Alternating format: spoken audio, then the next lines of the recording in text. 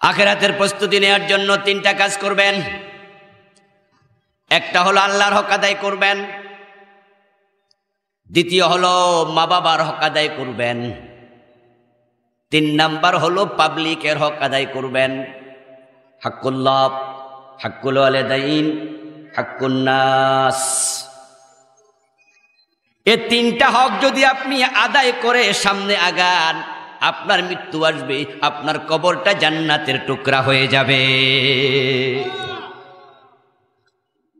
আর এই 3 হকের মাঝে পেছ লাগাবেন, আপনার পরবর্তী জীবনটা কষ্টসাধ্য হবে। মানুষের টাকা মেরে দুনিয়ায় কোটিপতি হবেন, আর কোটি কোটি টাকা থাকলে আপনার বিরুদ্ধে আদালতে মামলা দিলেও মামলায় আপনি জিতেও যেতে পারেন, কারণ টাকা দিয়া বিচারক কেনা যায়। বাংলাদেশে টাকা দিয়া জালেম নিজের পক্ষে রায় নেয়, হত্যাকারীও ছাড়া পাইয়া যায়, এমন ঘটনাও আছে। পুরা আদালত কিনালাম সম্ভব। পরের টাকা মেরে কোটিপতি হয়েছেন, মামলা খেয়ে ছাড়া পেয়ে গেছেন।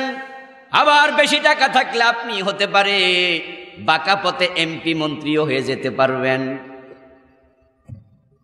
দুনিয়াতে আপনি ভালো থাকতে পারবেন, হতেও পারে, কিন্তু দোস্ত এই 3 হকে যদি আপনি ডিস্টার্ব করেন, আপনার কবরটা আপনার জন্য মোটেও ভালো জায়গা নয়। কবরে আপনার ইন্টারভিউ নেয়ার জন্য 2 জন ফেরেশতা আসবে। যে ফেরেশতা 2 জনের নাম মুনকার নাকির।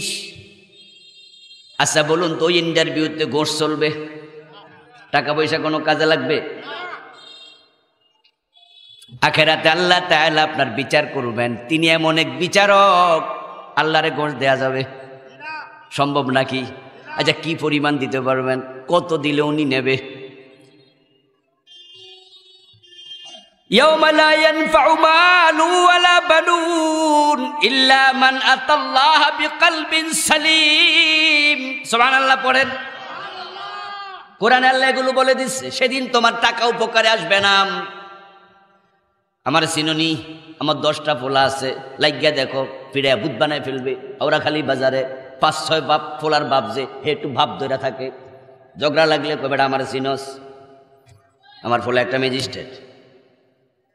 আরে আমার লোক ঝগড়া করেছে, এই রিক্সাওয়ালা আমার ধাক্কা দিয়া রিক্সা থেকে নামাই দিবি, কইলি 5 টাকা কম দিছি এই জন্য আমার চিনস নি, আমার ফোলা হচ্ছে এই এলাকার অমক।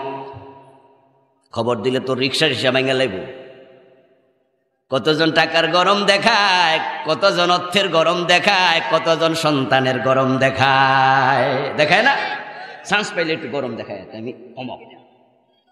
ইয়াউমা লা ইয়ানফাউ মালু ওয়ালা বানুন। সেদিন তুমি আল্লাহর সামনে হাজির হবা, তিনি এমন এক বিচারক, তোমার সম্পদ কোনো কাজে আসবে না, তোমার সন্তানের বাহাদুরি চলবে না। ইল্লা মান আতাল্লাহা বিকলবিন সালিম। তবে সেদিন সেই লোকই কল্যাণ পাবে, মুক্তি পাবে, জান্নাত পাবে, যে একটি নিষ্কলুষ আত্মা নিয়া, দারুণ একটি পরিচ্ছন্ন কলব নিয়ে আল্লাহর কাছে গেছে। আল্লাহর হক আদায় করবেন। এই আল্লাহর হকের মাঝে একটা হলো সুদ না খাওয়া। সুদ খাইতে মানা করছে কে? চুপ করে থাকা যাবে না, কথা বলুন। সুদ খাইতে মানা করছে কে? এখন সুদ খাওয়া মানে আল্লাহর হক নষ্ট করা। নামাজ কাজা করা যাবে না, নামাজ পড়তে আদেশ করেছে কে? এখন এই নামাজ আপনি না পড়লেন, এটাই আল্লাহর হক নষ্ট করা। আচ্ছা বলুন তো, আপনারে বানাইছে কে? হাত চোখ কান সব দিছে কে? বাতাস অক্সিজেন দেয় কে? খাওয়ার পরে হজম করায় কে? আবার এগুলো ক্লিয়ার করায় কে? তো আল্লাহ এত কিছু দিছে, এবার আল্লাহ কিছু অর্ডার করবে, ওগুলা পালন করবেন না। আল্লাহকে আমি এত কিছু যখন তোরে দিছি, দেওয়ার কারণে তোর উপর আমার কিছু হক সাব্যস্ত হয়ে গেছে। ওরে ভাই, মেয়েটাকে আপনি যখন ইজাব কবুলের মাধ্যমে মহারানা দিয়া বউ বানাইছেন, ইজাব কবুলের সাথে সাথে স্ত্রীর উপরে স্বামীর কিছু হক সাব্যস্ত হয়ে গেছে। আবার স্বামীর উপরে স্ত্রীর কিছু হক সাব্যস্ত হয়ে গেছে, আদান প্রদান হয়েছে। এই কারণে আপনাকে যদি কেউ চাকরি দেয় 10,000 টাকা মাসে বেতন, কথা হলো জানুয়ারির 1 তারিখ জয়েন করবেন, 10,000 টাকা করে মাসে বেতন পাবেন। যখনই জানুয়ারির 31 তারিখ শেষ হবে আপনি 10,000 টাকা পাবেন। এই যে আপনি তার সাথে একটু কমিটেড হলেন, 10,000 টাকার বিনিময়ে তার চাকরি নিলেন, এখন 1 তারিখ থেকে ওই ব্যক্তির কিছু হক আপনার উপরে সাব্যস্ত হয়ে গেছে। এখন আপনাকে বলল তুমি সকাল 10টা অফিসে জয়েন করবা, তারপরে বিকাল 4টা পর্যন্ত এই কাজগুলা করবা। তিনি যেই কাজ দেন ওই কাজগুলো যদি আপনি না করেন তার হক নষ্ট হবে কিনা? কথা কি বোঝেন? এটাই হলো আল্লাহর হক। অনেকে বলছেন হয়তো মনে মনে, নামাজ আল্লাহর হক কেমনে হইল বুঝলাম না। আল্লাহ কইছে সুদ খাইও না। এখন সুদ খাইলে আল্লাহর হক নষ্ট হয়, এটা কেমনে হইল? এই জন্য আমি ব্যাখ্যাটা দিলাম।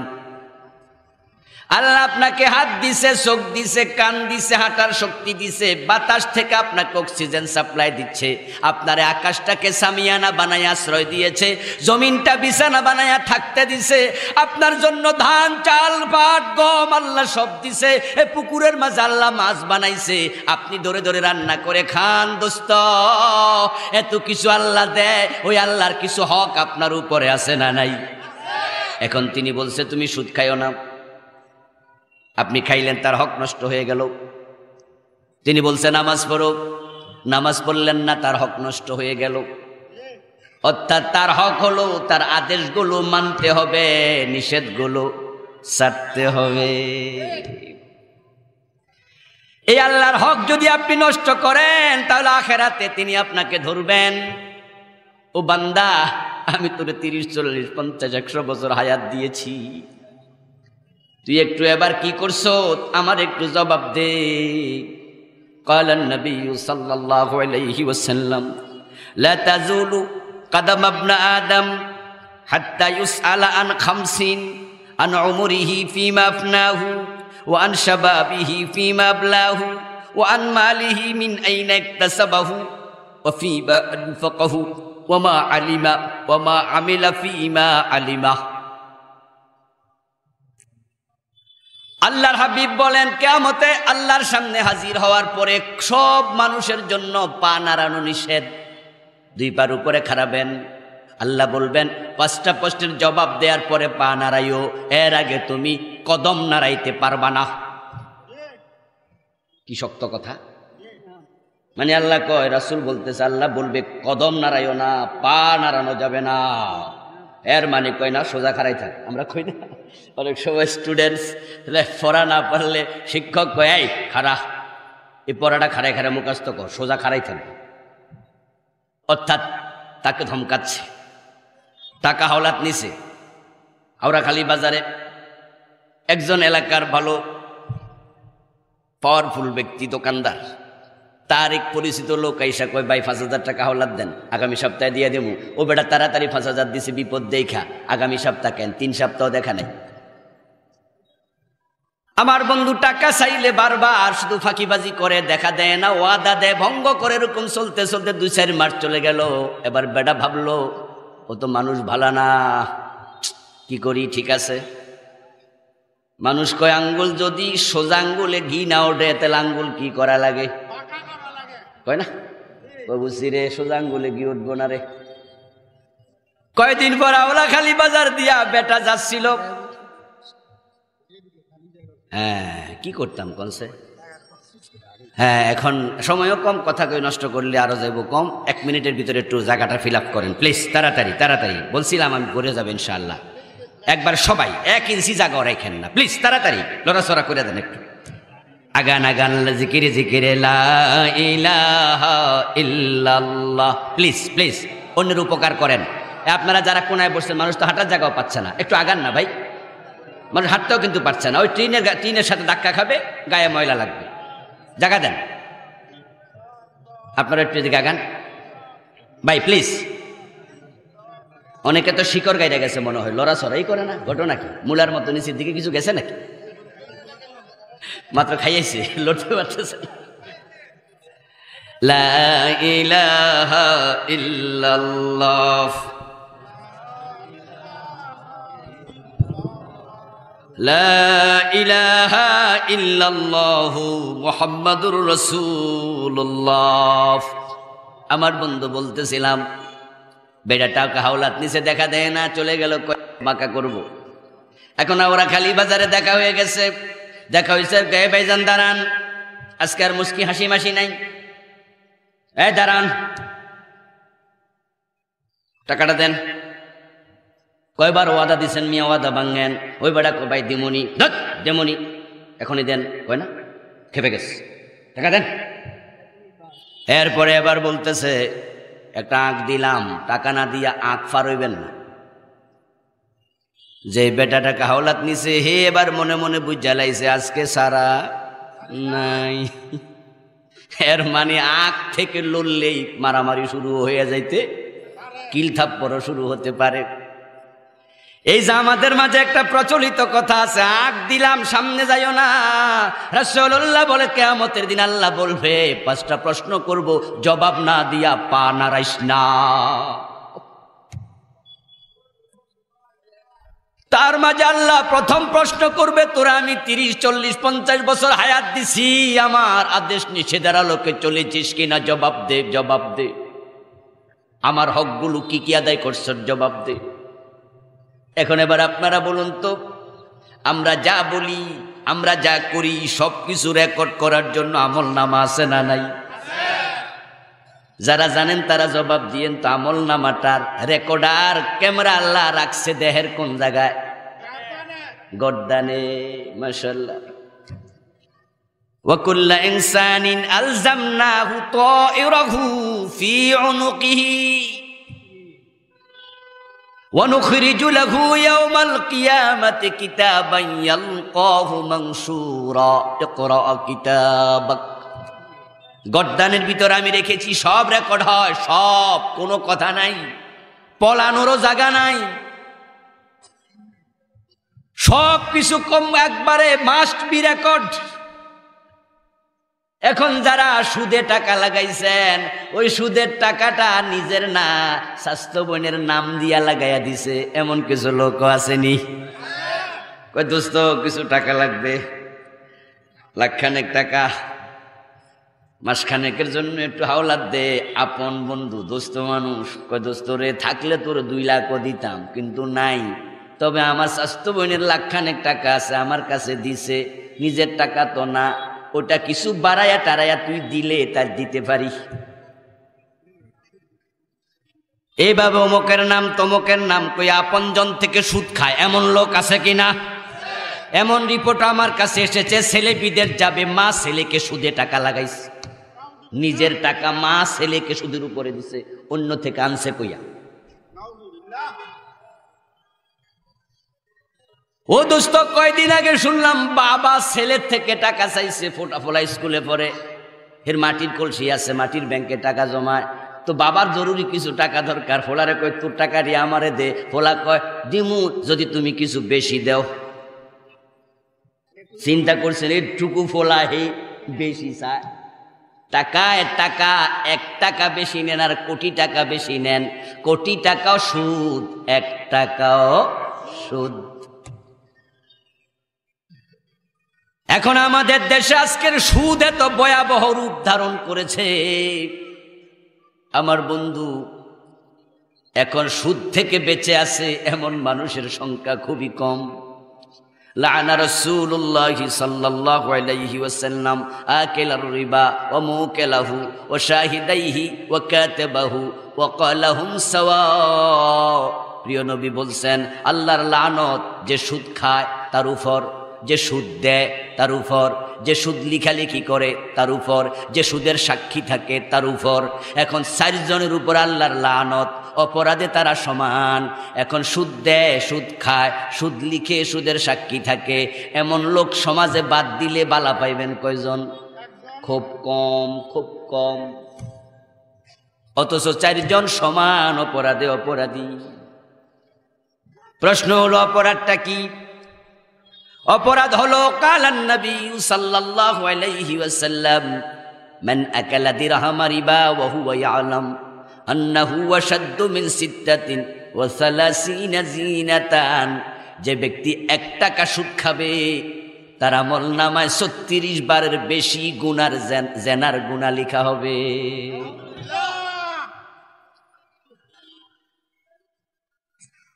1 টাকা সুদ খেলে 36 বার জেনা কমপক্ষে হবে। তাহলে 100 টাকা সুদ খেলে 3600 বার জেনা হয়। 1000 টাকা সুদ খেলে 36,000 বার জেনা হয়, যেটা একটা পতিতা নারীও এত জেনা করার বয়স পায়। قال النبي صلى الله عليه وسلم للربا 73 بابا ايسرها ان ينكح الرجل امه। আল্লাহর বান্দা, যে সুদ খায় শোনো, প্রিয় নবী বলছে সুদ খেলে বড় বড় 73টা গুনাহ হয়, সবচেয়ে ছোট গুনাহটা হলো নিজের মায়ের সাথে জিনা করা।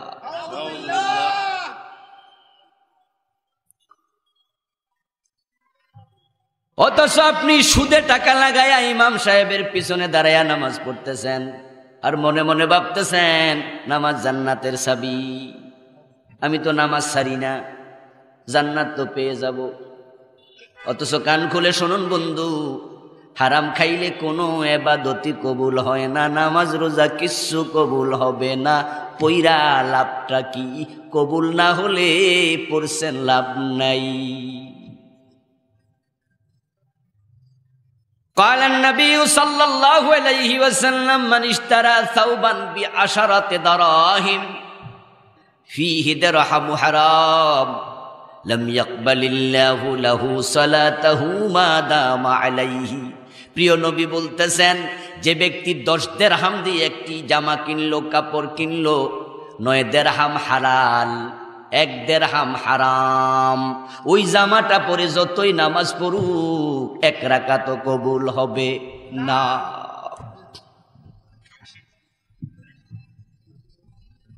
আপনার ইনকামের মাঝে হারাম ঢুকে গেছে, আপনার ইবাদত কবুল হওয়া বন্ধ হয়ে গেছে।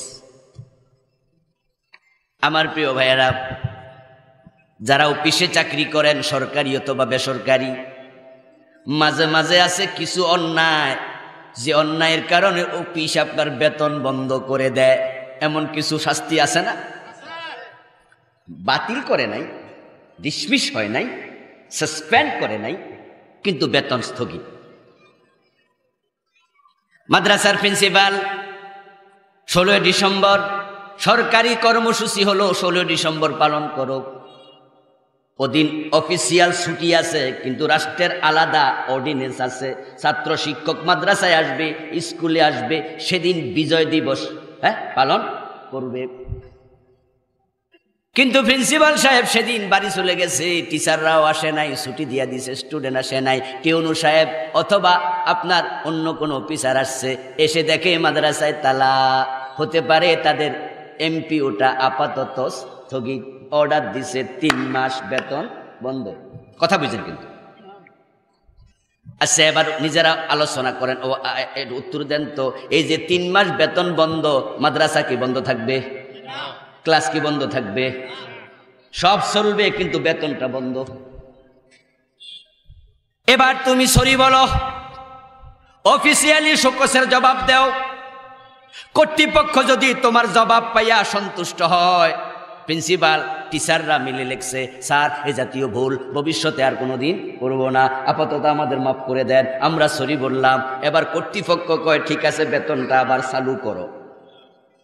যারা হারাম খায় তাদের ইবাদত চলমান, কিন্তু ইবাদত কবুল হওয়া আল্লাহ বন্ধ করে রাখে। হারাম না ছাড়লে ইবাদত আর কবুল হবেই না।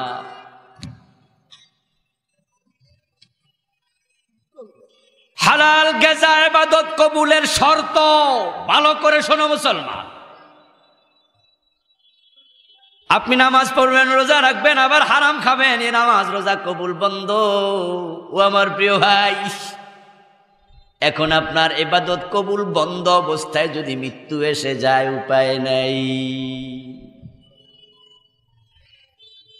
আপনার ইবাদতগুলো কবুল হওয়া বন্ধ, এই অবস্থায় মৃত্যু হয়েছে।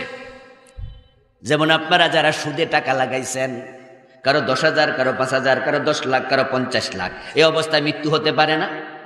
কথা বলেন, মৃত্যু হতে পারে না? আচ্ছা, যেদিন মৃত্যুটা হয়েছে ওই দিনও কি আপনার অ্যাকাউন্টে সুদের কিছু টাকা জমা হয় নাই? তাহলে মৃত্যু এমন অবস্থায় হলো আপনি মায়ের সাথে জেনা করা অবস্থায়। ছোট গুনাই হলো এটা। তো বড়টা কি? বড়টা কোরআনে আছে, ইয়া আইয়ুহাল্লাযীনা আমানুত্তাকুল্লাহ ওয়া যারু মা বাকিয়া মিনার রিবা ইন কুনতুম মুমিনিন ওয়া ইন লাম তাফআলু ফাযানু বিহারবিন মিনাল্লাহি ওয়া রাসূলিহি। কোরআনের উপরে সবার বিশ্বাস আছে তো? আমি কোরআন থেকে আয়াত তেলাওয়াত করে শোনাচ্ছি। আল্লাহ বলছে, ও মুমিন, আল্লাহকে ভয় করো, যে সুদে টাকা লাগাইছো এগুলো আপাতত ছাড়ো, তাড়াতাড়ি ছাড়ো, দেরি আর করিও না, যদি তুমি মুমিন হও। এরপর বলে, যদি তুমি সুদ না ছাড়ো, আল্লাহ এবং রাসূলের বিরুদ্ধে যুদ্ধ করার জন্য প্রস্তুতি নাও।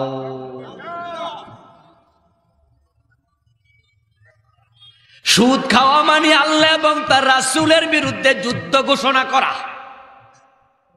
এত শক্ত শব্দ আমি আল্লাহর কোরআনে আর কোন অপরাধের ব্যাপারে পাই নাই। যে ব্যক্তি দিন 20 বার জেনা করে তার জন্য এই শব্দটা আসে নাই। যে ব্যক্তি সারাদিন মদ খায়, মদের ব্যবসা করে, তার জন্য শব্দ আসে নাই।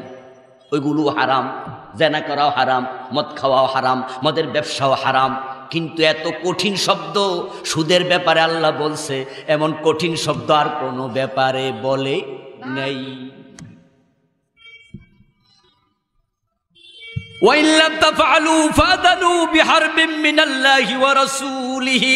সুদ যদি ছাড়তে না পারো, আল্লাহ এবং রাসূলের বিরুদ্ধে যুদ্ধের ঘোষণা দাও। আচ্ছা, এবার বলুন তো, রাসূলের বিরুদ্ধে যুদ্ধ করার কিছু লোক কি রাসূলের জামানায় ছিল না? কথা বলুন। রাসূলের সাথে যুদ্ধ করছে কিছু লোক, ছিল কিনা? এবার একটু বলুন তো, তারা মুমিন না কাফের? এর মানে কি দাঁড়ালো? সুদ খাওয়ার পরে তোমার ইমানের অবস্থা কি বুঝো? তুমি আল্লাহ এবং রাসূলের বিরুদ্ধে যুদ্ধকারীর মতো হয়ে গেছো।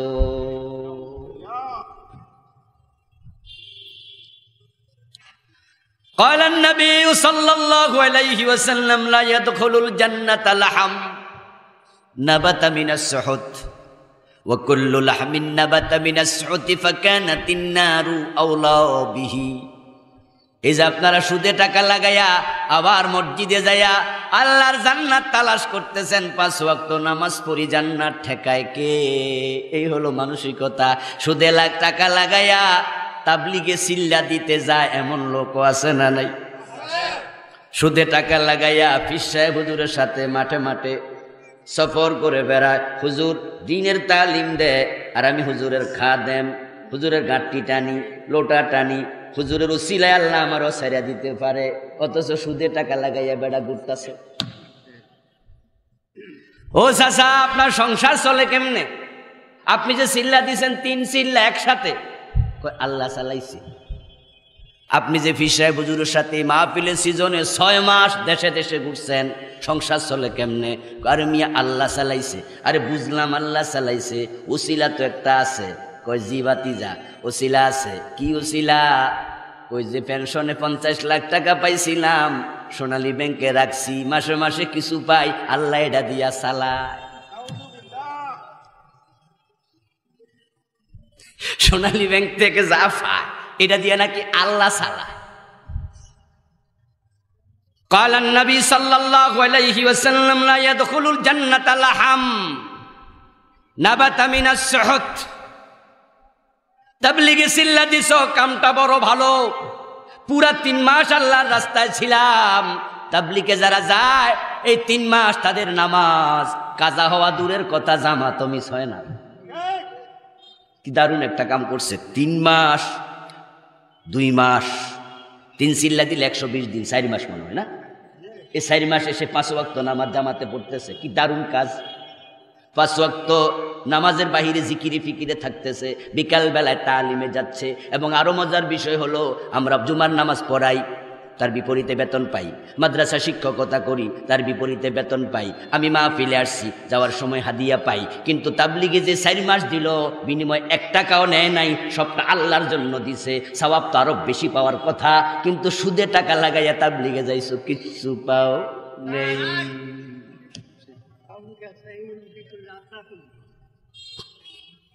ও দোস্ত, যে ব্যক্তি হারাম খায়, ওই দেহ হারাম থেকে বড় হয়েছে। লা ইয়াদখুলুল জান্নাহ, যে নেকের বিনিময়ে তুমি জান্নাত পাইতা, যে দেহ হারাম থেকে উৎপন্ন হয়, বড় হয়, হারাম খাইয়া খাইয়া মোটা হয়, তাজা হয়, রাসূল বলেন ওই দেহ আল্লাহর জান্নাতে ঢুকতে পারবে না।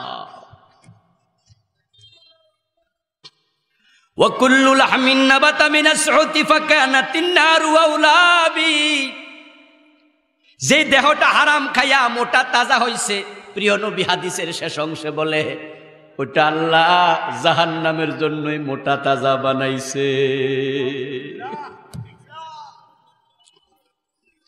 মেরাজের রাতে প্রিয় নবী সাল্লাল্লাহু আলাইহি ওয়াসাল্লামকে আল্লাহ জান্নাত দেখাইছে, জাহান্নাম দেখাইছে। প্রিয় নবী বলেন, জাহান্নাম আমি উকি দিয়ে দেখলাম কিছু মানুষ, আতাইতু লাইলাতান উসরিয়া বি আলা কওমিন বুতুনুহুম কাল বুয়ুত ফিহাল হায়াত তুরা মিন খারিজি বুতুনিহিম কুলতু ইয়া জিবরিল মান হাউলা ক্বালা হাউলা ইয়াকালাতুর রিবা। জাহান্নাম পরিদর্শনে গিয়ে দেখি এক একটা মানুষের পেট 3 তলা বিল্ডিং এর মতো বড়, 4 তলা বিল্ডিং এর মতো বড়, বিশাল বড় বড় পেট আল্লাহ বানাইছে। ওই পেটের ভিতরে বড় বড় অজগর সাপ ঢুকাইয়া দিছে। বাহির থেকে আমি দেখতে পাচ্ছি ইউকেরিয়ামে মাছ রাখে। বিভিন্ন ভিআইপিদের বাসায় গেলে দেখবেন কাঁচের গ্লাস দিয়া ভিতরে পানি দিয়া মাছ রাখে, দেখছেন না? বাহির থেকে দেখা যায় মাছ হাঁটতেছে। প্রিয় নবী বলেন, আমি দেখতেছি পেটের ভিতরে বড় বড় অজগর সাপ হাঁটা চলা করছে, খাবলায় খাবলায় ছোবল দিয়ে মাংস চিরে চিরে খাচ্ছে। আমি থমকে দাঁড়ালাম, বিস্মিত হলাম, জিজ্ঞাসা করলাম থমকে দাঁড়িয়ে, ভাই জিবরিল, এই লোকগুলো আবার কি অপরাধ করেছে দুনিয়ায়? জিবরিল আমিন জবাব দেন, হাউলাই ইয়াকালাতুর রিবা, ওরা হলো দুনিয়ার সুদখোর মানুষ।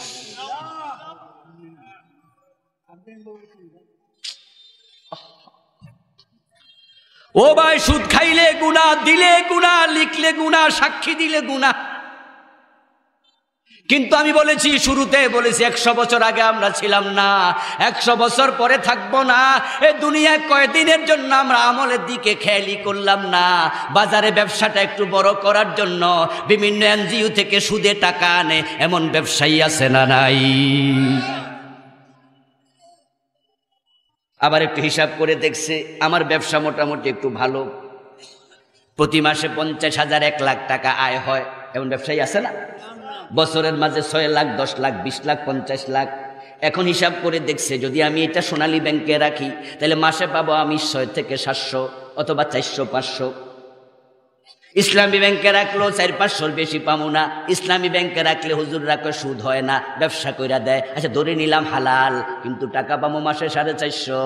ওটা যদি এই বাজারের দোকানদারদেরকে সুদে লাগাই তাহলে প্রতি লাখে 1000-12,000 পাইতে পারি। এই জন্য কিছু ব্যবসায়ী আছে নিজের টাকা অন্য ব্যবসায়ীকে সুদে দিচ্ছে, এমন ব্যবসায়ী আছে না নাই? তো কেউ সুদ খাইলো, কেউ সুদ দিল। এখন আপনারা যে উনি টাকা দেবে সুদে, আপনি যদি কয়দিন পরে ফিরা যান, আমি টাকাই নেই নাই, এজন্য কয় তোরে টাকা দিমু, তবে তুই যদি মেম্বার সাহেবরে সাক্ষী হিসাবে, কথা কয় না, কয় না, কয় না, এই তোর বাপের সাক্ষী হিসাবে যা, তো চাচারে নিয়ে আয়। এখন সুদে টাকা আনতে যাই আপনার কাছে গেছে, আপনি এলাকার মুরব্বী চাচা, ব্যবসাটা তো বেশি ভালো না, 1,05,000 টাকা অমুক আমারে দেবে কইছে, তবে আমনে সাক্ষী থাকলে টাকাটা দিত। মেম্বার সাহেব মনে মনে কয় এই বেটা তো আমার ভোটার, অথবা সামনে মেম্বরির দাঁড়ামু, এই বেটারা যদি একটুকু হেল্প না করি ভোট সামু কোন মুখে, তাই কয় আচ্ছা আমি গেলে যদি দেয় চল আমিও গেলাম। উনি সাক্ষী হলো, রাসূল বলে সমান গুনাহ সেও করলো। এখন এইটা লেখালেখি করার জন্য সুদী ব্যাংকগুলোতে বিভিন্ন অফিসার আছে না নাই? এনজিওতে সুদের টাকা লিখে এমন চাকরিজীবী আছে না নাই? অথবা আপনার এলাকাতে এবার আপনার স্বাস্থ্য ভাই খালতো বাইরে কইলেন 200 টাকার এক্সট্রা স্ট্যাম্প নিয়ে হয়, অথবা একটা সাদা কাগজের মাঝে লেখ অমক অমককে এত টাকা দিয়েছে, 5 লাখ টাকা প্রতি মাসে দেবে এত টাকা। রাসূল কয় যে লিখছে সে সমান অপরাধী হয়ে গেছে।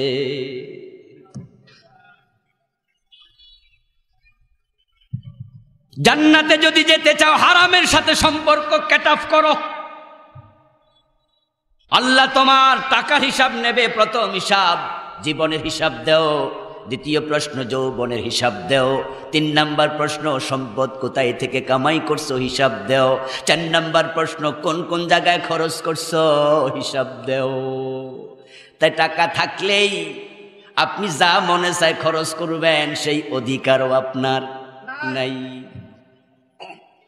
5 নাম্বার প্রশ্ন যা শুনেছ জেনেছ আমল করছো কতটুকু জবাব দাও। এই 5 প্রশ্নের জবাব দেওয়ার আগে আল্লাহর হাবিব বলেন তুমি কদম নাড়তে পারবা না। ও প্রিয় ভাইয়েরা, হারাম খাই আপনি ইবাদত করতে থাকবেন, আপনার ইবাদত চলমান কিন্তু কবুল হওয়া স্থগিত।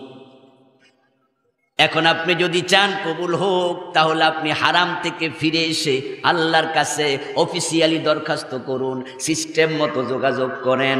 ওই যে বলছিলাম টিউ সাহেব এসে দেখে 16 ডিসেম্বর 26 মার্চ জাতীয় দিবসে মাদ্রাসা স্কুল বন্ধ, শোকজ দিছে, বেতন বন্ধ।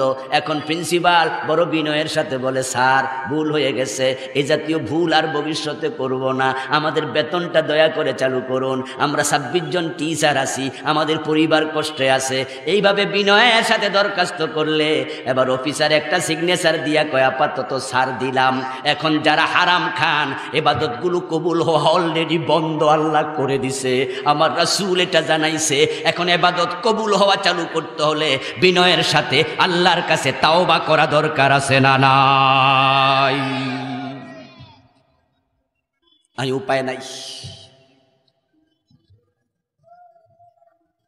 ও মুসলমান, রাসূলুল্লাহ সাল্লাল্লাহু আলাইহি ওয়াসাল্লাম বলেছেন, সহিহ মুসলিমের হাদিস, ইন্নাল্লাহ আমারাল মুমিনিন বিমা আমারা বিহিল মুরসালিন ক্বালা ইয়া আইয়ুহার রাসূল কুলু মিনাত তাইয়্যিবাতি ওয়া আমালু সালিহাত। প্রিয় নবী বলেন, হালাল খাওয়ার জন্য আল্লাহ শুধু মুমিনদেরকে আদেশ করে নাই, আল্লাহ সব নবীকে আদেশ করেছে। তিনি সবাইকে বলেছে হালাল খাও, হালাল খাও, হারাম খাইও না, হারাম খাইও না। তারপর রাসূল এবার যাকারার রাজুলা ইউতিলুস সাফারা আশআসা ওয়া আগবারা ওয়া ইয়ামুদ্দু ইয়াদাইহি ইলাস সামাই ফায়াকুলু ইয়া রাব। এক ব্যক্তির উদাহরণ দিলেন সাহাবাদেরকে বোঝানোর জন্য।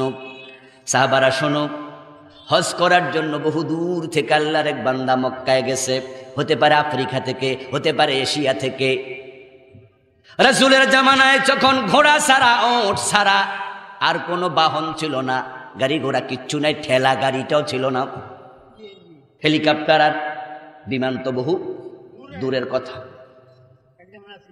প্রিয় নবী বলতেছেন বহু দূর থেকে গেছে সফর করে মক্কায়, আশআসা ওয়া আকবারা, যেতে যেতে চুলগুলো একবারে এলোমেলো হয়ে গেছে, শরীরটা ধুলি দূষরিত হয়ে গেছে। ব্যক্তি অনেক কষ্ট করে হেঁটে চড়ে আপনার সাঁতরাইয়া, ডিঙ্গি নৌকা দিয়া, নদী পার হইয়া, সাগর পার হইয়া, মরুভূমি পার হইয়া, তারপরে কাবার অঙ্গনে যাইয়া আল্লাহর কাছে এবার সব মনের কথা বলছে। 2 হাত তুলে, আল্লাহ তোমার গোলাম তোমার ঘরে হাজির হয়ে গেছে। প্রিয় নবী বলেন, তার মাথার চুলগুলো এলোমেলো, দীর্ঘ সফরের কারণে গা ধুলায় ভরা, এহরামের কাপড় পরা, আল্লাহর সামনে হাত তুলছে। এখন তোমরা যারা তার দিকে তাকাইবা, তোমরা দেখে মনে মনে ভাববা ওই লোকটার হাত আল্লাহ খালি ফিরাবে না। অথচ মাতআমুহু হারামুন ওয়া মাশরাবুহু হারামুন ওয়া মালবাসুহু হারামুন ওয়া গুদিয়া বিল হারামি ফান্না ইউস্তাজাবু লিযালিকা। আমি নবী ভিন্ন কথা বলতেছি, তোমরা খালি চোখে দেখে মনে মনে ভাবতেছো এই লোকের তো আল্লাহ ফিরাবে না, সে দুই হাত তুলে যেইভাবে আল্লাহরে ডাকতেছে কাবার অঙ্গনে দাঁড়াইয়া, অথচ তার পেটে হারাম খাবার আছে। তার গায়ের রক্তের সাথে হারাম টাকায় কেনা আঙ্গুরের রক্ত আছে, আপেলের রক্ত আছে, পেটের মাঝে হারাম টাকায় কেনা চাল ভাত ডালের খাবার আছে, তার কাপড়ের মাঝে হারাম, তার পানীয়ের মাঝে হারাম। আমি নবী বলছি শোনো, এই লোক হারাম খাইয়া হারাম কাপড় পরে যদি সে কাবার ভিতরেও ঢুকা দোয়া করে, দোয়া কবুল হবে না। হারাম খাইলে ইবাদত কবুল বন্ধ, তোমার দোয়া কবুলও বন্ধ। এখন হারামের মাঝে একটা গেল সুদ। এখন আপনারা যারা সুদের সাথে আছেন তারা সুদ ছেড়ে দেবেন, রাজি আছেন? রাজি আছেন? রাজি না হলে আপনি শেষ। আপনার কবরে আমি যাব না, আমার কবরে আপনি যাবেন না। সুদের সাথে সম্পর্ক রেখে মরলে উপায় নেই। কার জন্য খাচ্ছেন? পরিবারের জন্যই তো, সন্তানদের জন্য। চোখ বন্ধ করুন, 2-4 মাস পরে আপনার পরিবারও আপনাকে ভুলে যাবে। আচ্ছা, প্রতিদিন দাদার জন্য দাদির জন্য দোয়া করে এমন লোক এখানে কয়জন হবে? দোয়াটা হয় বাবা মা পর্যন্ত, রাব্বির হামহুমা কামা রাব্বায়ানি সগীরা, এই দোয়া হয়।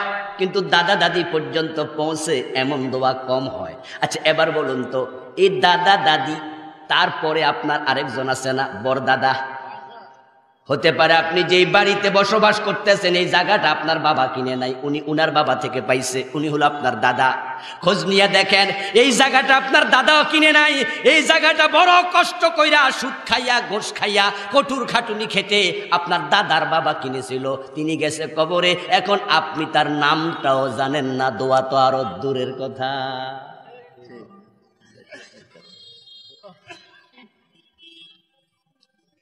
ও প্রিয় ভাই, আপনিও একই কাম করতেছেন। আপনি সুদ খাইয়া ঘুষ খাইয়া বাড়ি করছেন, গাড়ি করছেন। হিসাব করুন, আমরা যে বিল্ডিং গুলো করি, যেগুলা ভালো করে করে, ভালো ইঞ্জিনিয়ার দিয়া করে, এমন বিল্ডিংও আছে 200 বছর টিকে থাকবে। এখন এই 200 বছর আপনার করা বিল্ডিং এ আপনার পরবর্তী প্রজন্ম থাকবে।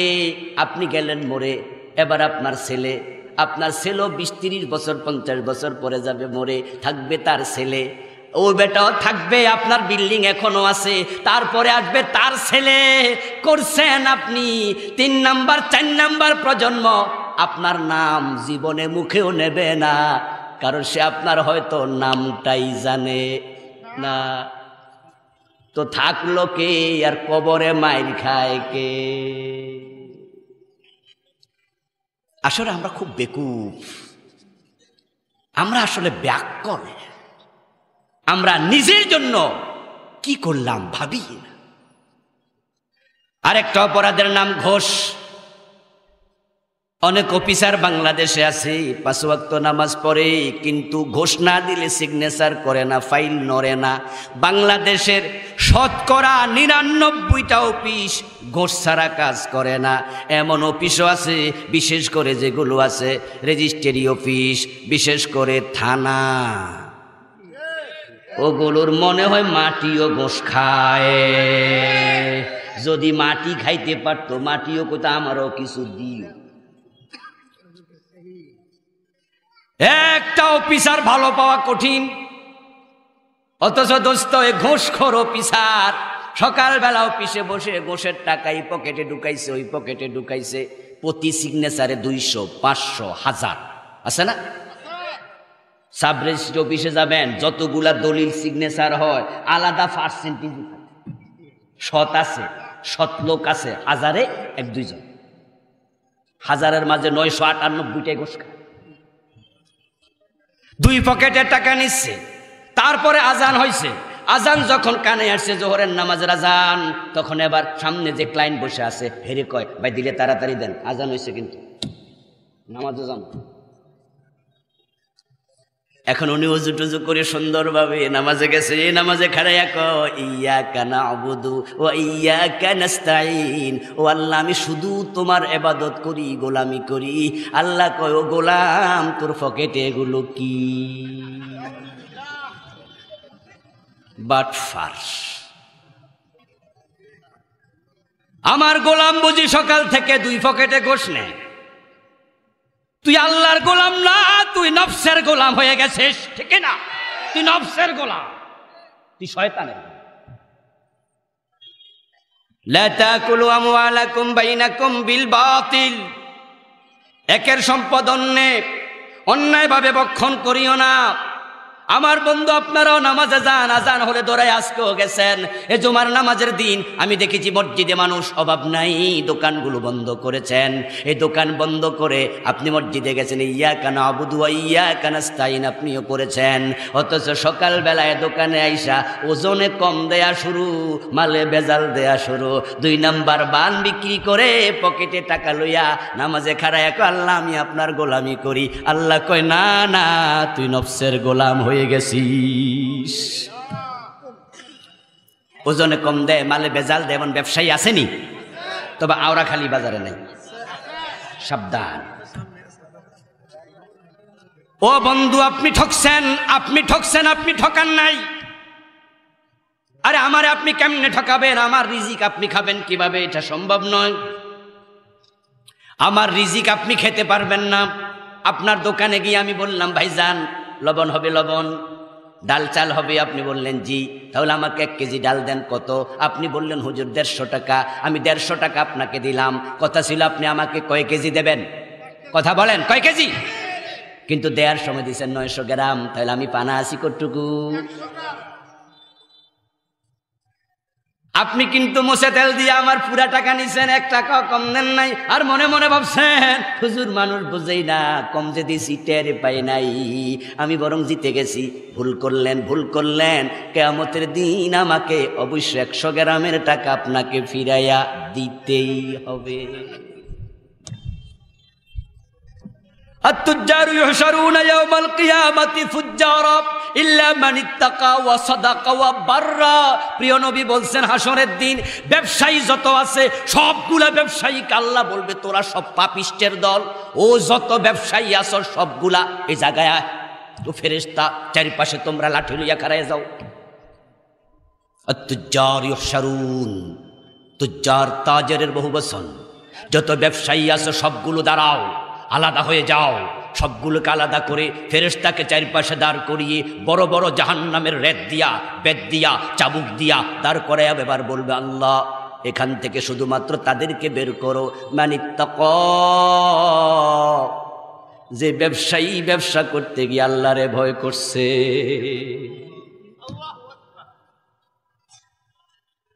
ও ভাইয়েরা, দুধের মাঝে পানি মিশাইলে 1.5 কেজি দুধ আদায় আর ফোনে 2 কেজি হয়ে যায়। 5 কেজি দুধে 1 কেজি পানি দাও, পাবলিক 13 পাবে না, 6 কেজি হয়ে গেছে। দুধের দাম 50 টাকা কেজি হলে 50 টাকা ফ্রি পাইয়া গেছো। কিন্তু যে আল্লাহকে ভয় করে সে 1 ফোঁটা পানি মিশাতে রাজি হবে। অরিজিনাল সরিষার তেল লাগবে আছে নাকি? ওই বেটা মনে মনে জানে কোনো সরিষার তেল অরিজিনাল নাই, হে কয়ে দিচ্ছে ভাই 1 নাম্বারটা। কিসের 1 নাম্বার? আরো বেশি নাম্বারটাও আছে, মানে স্কয়ার 1 নাম্বার। এখন আপনি কিনে নিছেন, আগের দোকানদার সত্যবাদী ছিল, পরের দোকানদার মিথ্যাবাদী। ফেরেশতা বলবে তাকে বের হতে দিও না, আটকায়া রাখো। ওয়াবাররা, যে ব্যক্তি সততা অবলম্বন করে ব্যবসা করছে, সত্যবাদী ব্যবসায়ী, সততা অবলম্বনকারী ব্যবসায়ী। এখানে বাররা মানে নিজে ঠকে না, মানুষরেও ঠকায় না। কিনতে যাইয়া বেশি আনে, দিতে যাইয়া কম দেয়। সৎ না অসৎ? আপনি দোকানে গেছেন, হোলসেলার দোকানে, আপনি কাপড় কিনছেন, কাপড় এরকম পেছানো পেছানো থাকে, এগুলোর কি কয়? লাঠির মাঝে যে বাঁধে রোল বলে। আপনি 10টা রুল কিনেছেন, 10টা রুলের টাকা দিছেন, কিন্তু বাড়িতে আইসা দেখেন রুল আইসা গেছে 11টা। ওই দোকানদারের বাচ্চা চাকর দেওয়ার সময় ভুলে একটা বেশি দিছে। এখন আপনি সৎ যদি হন তাহলে আপনি অবশ্যই পরের বার যাওয়ার সময় বলবেন এটা ফিরাইয়া নেন, একটা বেশি এসেছে।